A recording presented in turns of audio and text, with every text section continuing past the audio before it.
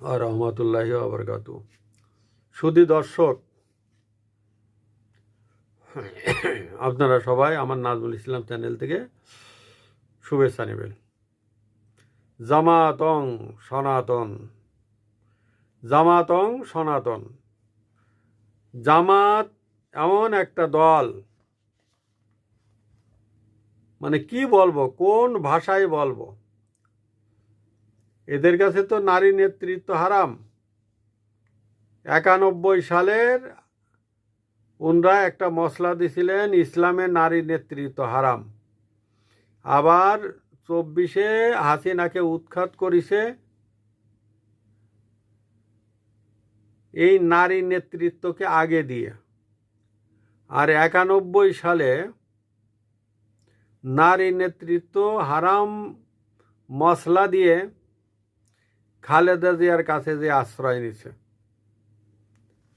এরা পূজা মণ্ডপে যায় মন্ত্রপাঠ করে চট্টগ্রামে। সে এইটা ভিডিও ফুটেজটা আমার কাছে আছে। সেখানে যে তারা গীতা পাঠ করে।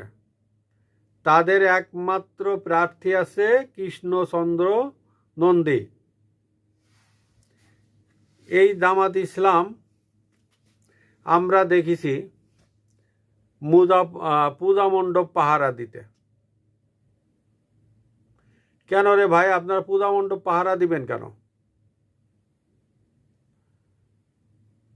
এতে করে ওই ধর্মের লোকজন অস্বস্তি বোধ করে। আপনি মুসলমান ধর্মের লোক, আপনি কেন তার পূজা মণ্ডপ পাহারা দিবেন?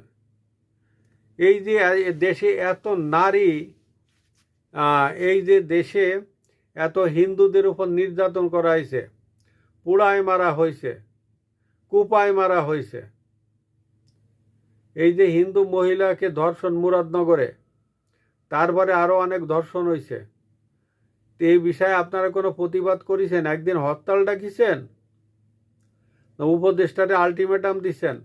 আপনারা ক্ষমতার জন্য আলটিমেটাম দেন, 2 দিন পর পর মানে উপদেষ্টার সাথে দেখা করেন, রুদ্ধদ্বার কক্ষে বৈঠক করেন, কিন্তু হিন্দু নির্যাতন বিষয়ে কথা বলেন না কেন? আপনারা হিন্দু ভোট চাইতে চান, হিন্দু ভোট কীভাবে পাবেন?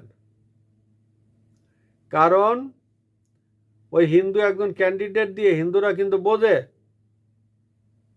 ওই যারে ক্যান্ডিডেট দিয়েছেন ও দেখেন আপনাদের আড়ালে আবডালে বকাবকি করে।